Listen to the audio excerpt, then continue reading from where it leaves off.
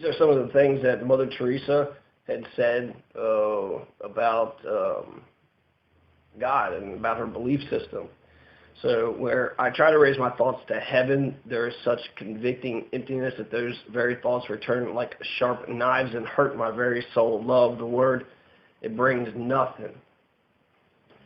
So she tries to raise her thoughts to heaven, but, it returns like sharp knives and it hurts her very soul. She just sees a convicting emptiness.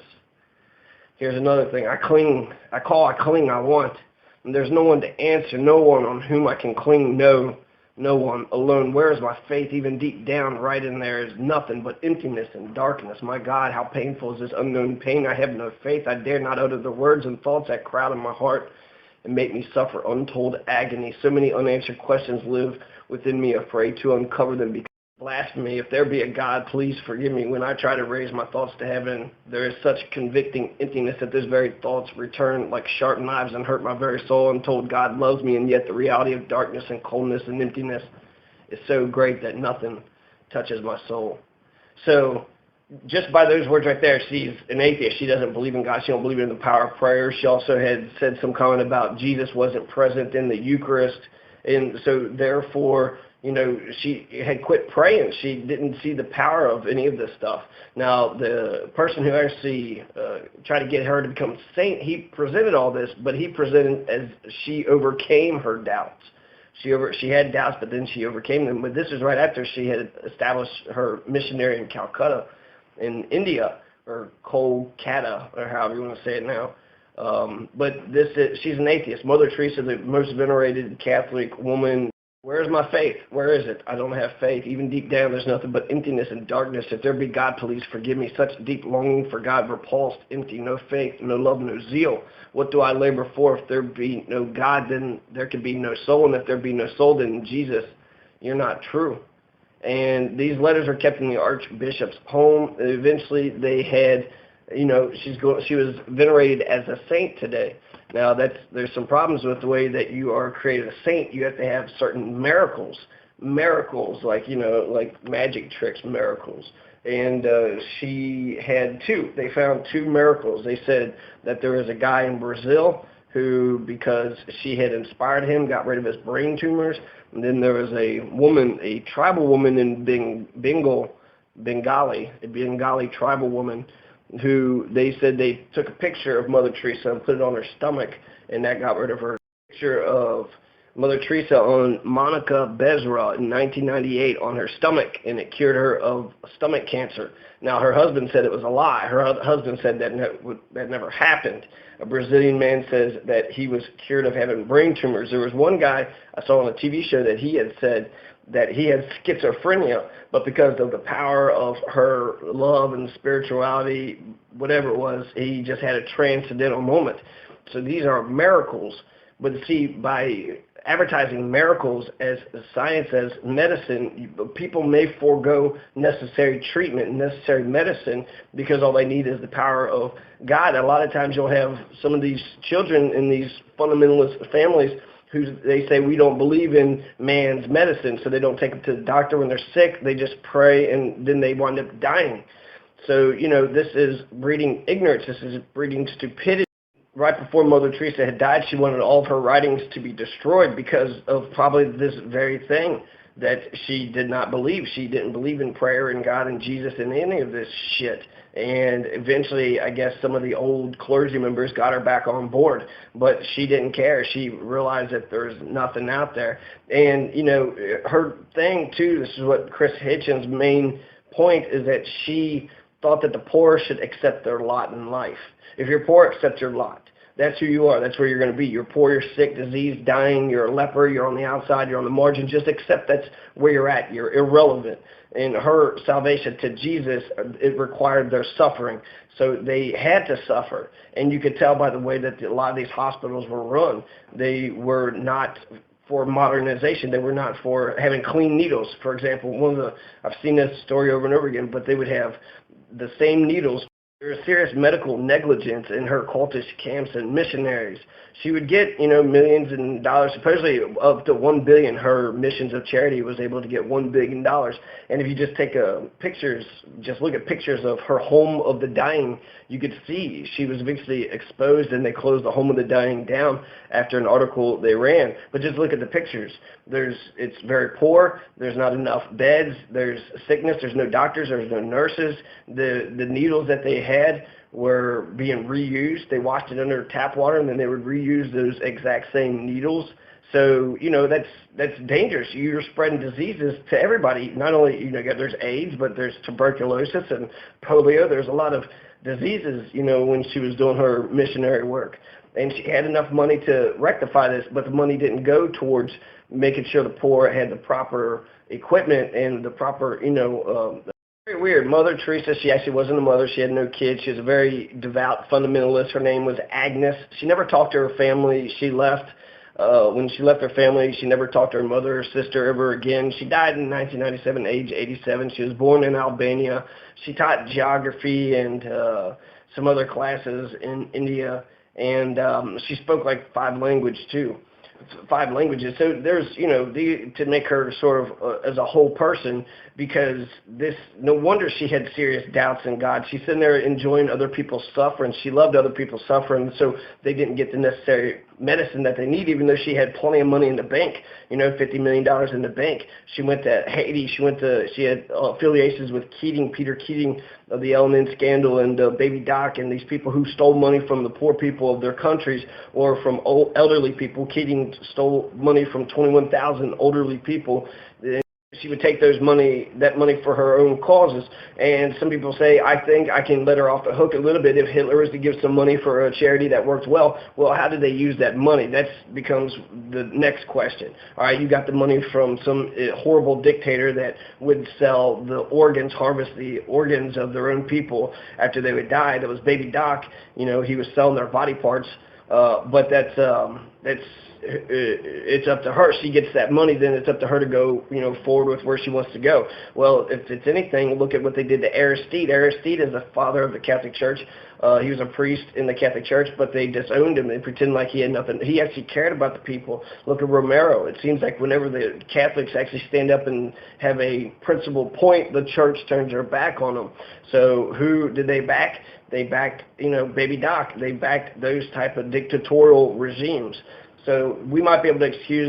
Might be able to excuse that she got her money from dubious ways, but the way that she spent her own money, she's worth $1 billion. She's got $50 million in the banks, but still having to reuse these needles. Just wash it under the tap water and then reuse them. Nobody would do that. I mean, I think they throw needles away. In American hospitals, when she was sick, she would go to the American hospitals. She went to the most expensive clinic in Sweden. She didn't go to her place. And then the same thing with the miracles. She didn't believe in abortion or contraception, so therefore she's educating the poor, illiterate people of stopping sexually transmitted diseases, and so just by her own teachings. So she did have a very empty feeling because, where's her faith? She's enjoying people suffering. And Hitchens claims that she killed thousands, if not millions of people by her ways. And that's insane. That's crazy that she, because of her vow of poverty, because of her vow of obedience and chastity and charity, she had allowed a lot of poor people, criminal, negligent medical malpractice. There's no food, there was no care, there's no doctors, no nurses in her so-called hospitals. You would just have large areas of disabled people, and they're drooling out their mouth, and they were shaking, obvious, and having some sort of distress, and there would be nobody around to take care of them. So it was almost just a place to huddle them all together and say, look, we're doing good work. And the money would go to mostly setting up new missionaries. So it wasn't going for medical care, it was to expand her organization.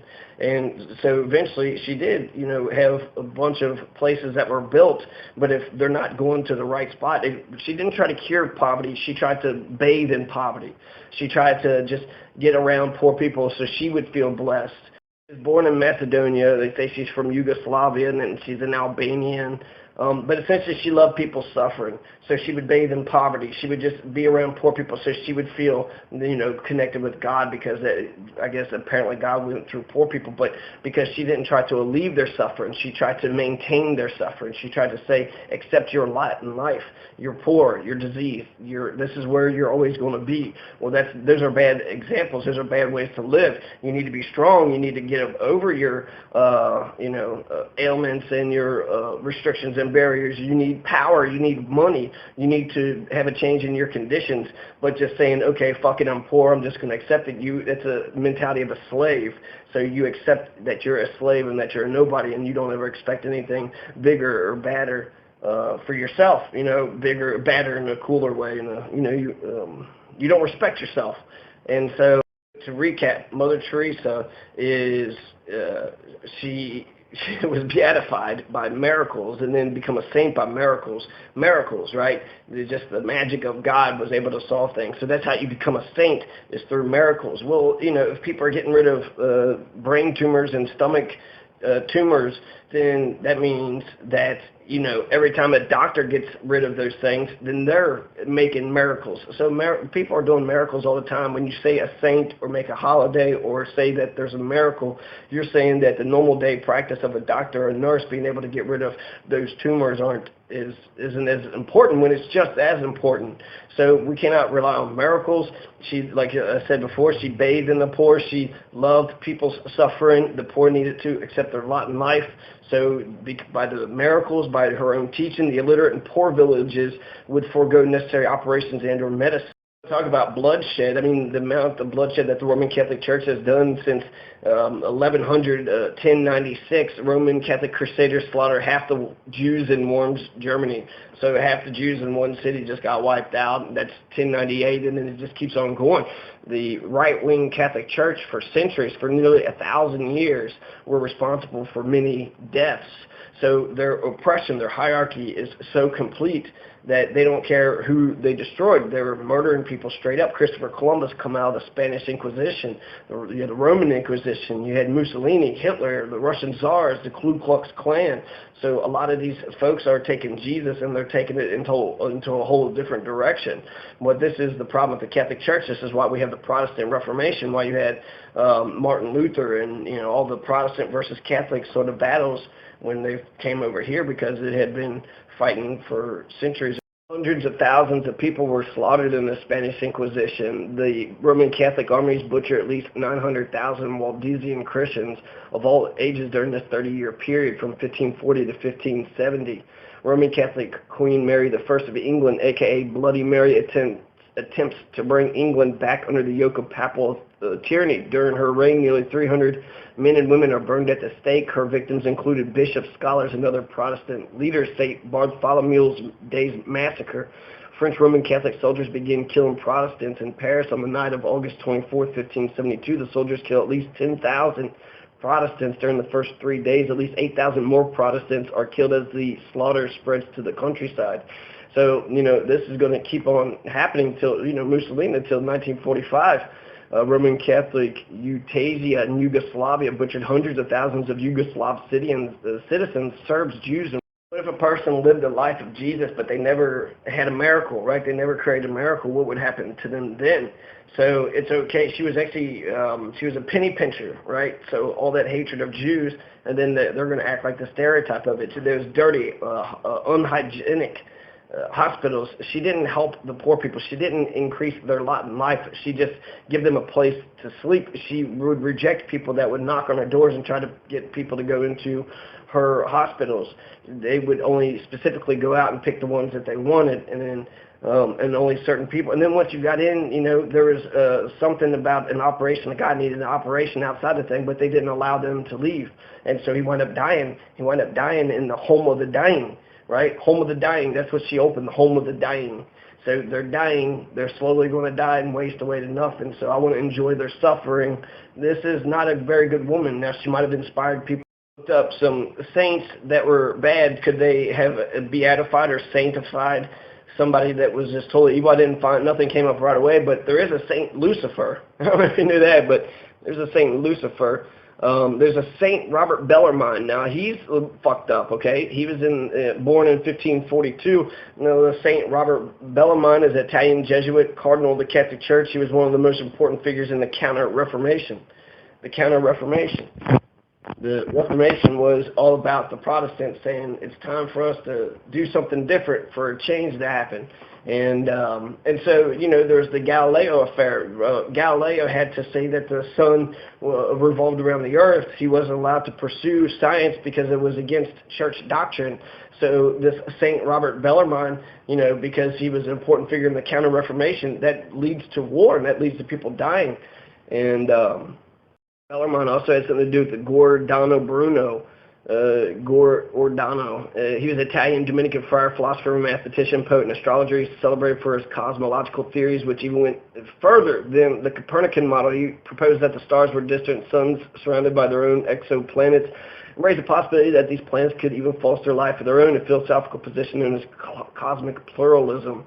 He insisted the universe is infinite and could have no celestial body at its center.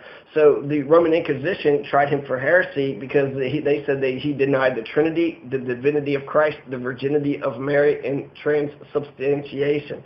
Transubstantiation means that Catholics literally believe that the bread and the wine is the blood and the body of Christ. They literally believe it. It's not bullshit. It's not a symbol. They actually believe they're eating Jesus and drinking his blood. So it's a cannibalistic, very cannibalistic-like ritual. But the fact that they force people to believe shit that just isn't even true. They do that today. Eventually, the Inquisition is going to find Giordano Bruno guilty, and he's burned at the stake in Rome's Campo de' Fiori.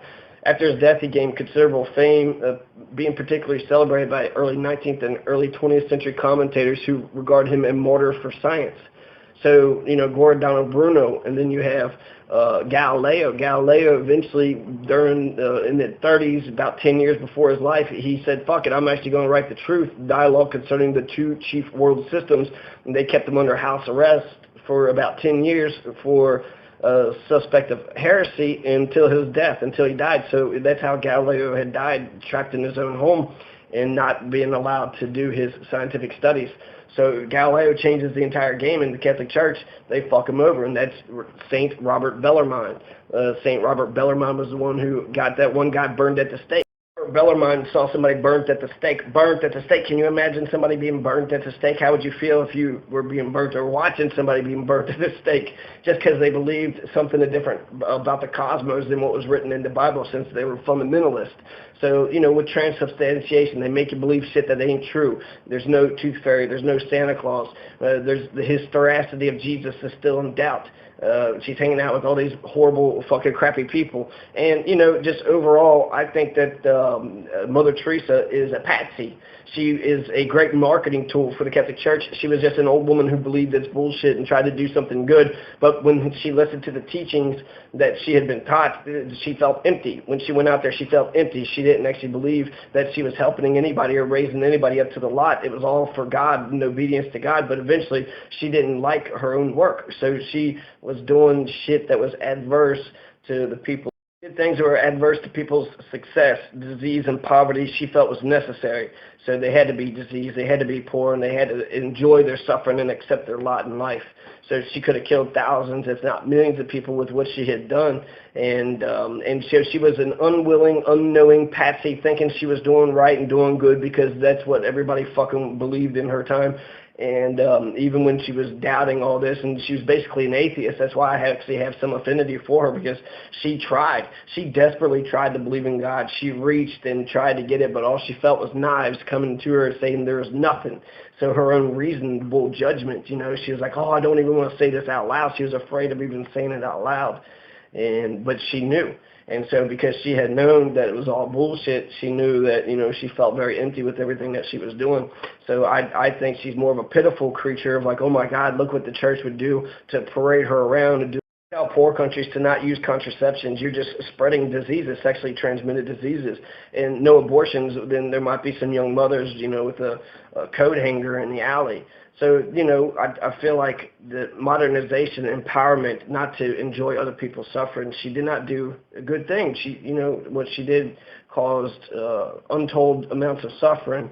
But she tried, she really tried to believe, but just didn't go nowhere. It didn't go anywhere. So I think she's unsympathetic, but I pity her because she tried to believe, but she didn't. So if there was ever more of a believer, someone who tried and didn't believe, it was Mother Teresa. So she knew deep in her heart that there was no God, there was no Jesus. Prayer didn't work. Jesus wasn't in the Eucharist. There was no transubstantiation. So Saint Robert Bellarmine would have had her burning at the stake. But since they still like that marketing image, then she's still venerated today. Actually, the second, do you teach the poor to endure their lot? This is Mother Teresa, Agnes. Agnes, she says, I think it's very beautiful for the poor to accept their lot, to share it with the passion of Christ. I think the world is being much helped by the suffering of poor people. She manifested, she loved it, she created more ignorance, more sickness, more death. She did not help her houses of the dying, her missionaries of charity, home for the dying. They had little hammocks, a community toilet that everybody had to use in front of each other. They weren't allowed to be visited by friends or family. They were locked in this situation that they had to basically comply and take her religion and do her prayers and shit and just suffer, just continue to suffer so she could have some feeling with Christ, which she didn't feel because they're suffering. So she realized she felt empty because she was doing the devil's work. Chris Hitchens is right. The devil's angel. She's the devil's angel. So, fuck hierarchy. Fuck the hierarchy. I cannot